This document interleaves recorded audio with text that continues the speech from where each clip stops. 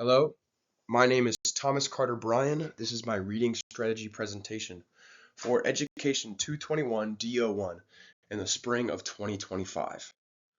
So, this is an overview. I'm going to be talking about close reading.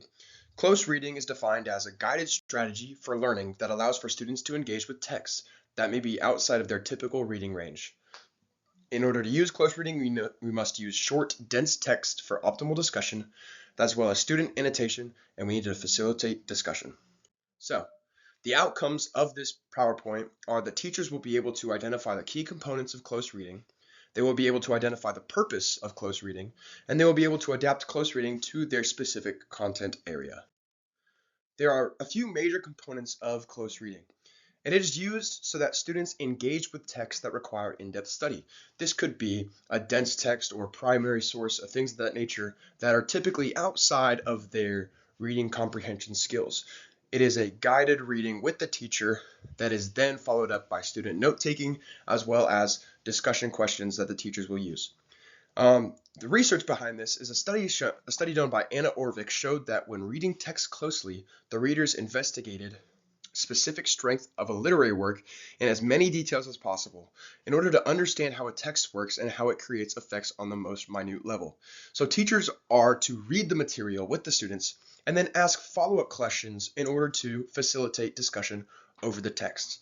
The student's job is to read the text, annotating it along the way. That could be marking it up, that could be highlighting, that could be writing notes in the margins, and then answer and discuss the questions that the teacher will present as the follow-up questions.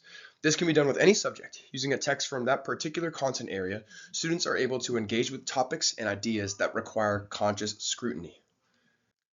A demonstration of this strategy would be, for example, a group of students learning about the Declaration of Independence, say in a U.S. history course. They will read the primary document. They will read the Declaration of Independence. And while doing so, while the teacher is reading, they will take notes, highlight, or find things they think are important within the passage. And then after reading this text, which is most typically in secondary education, it is outside of their primary reading.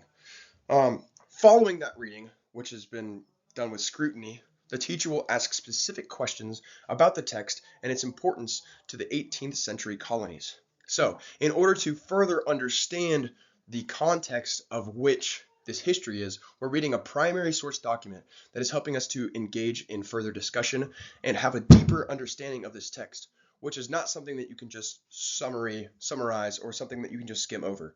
The Declaration of Independence needs to be read thoroughly, and if students aren't able to do that on their own, it is up to the teacher through this closed reading to help them read and understand through the annotated portion as well as through the questions. Close reading enables students to interact with dense, short sources that may be typically outside of their reading level. This engages students to further understand the content rather than simply skimming the text. The discussion questions will then guide students in thinking about the text and forming answers that the teacher wants them to procure by themselves.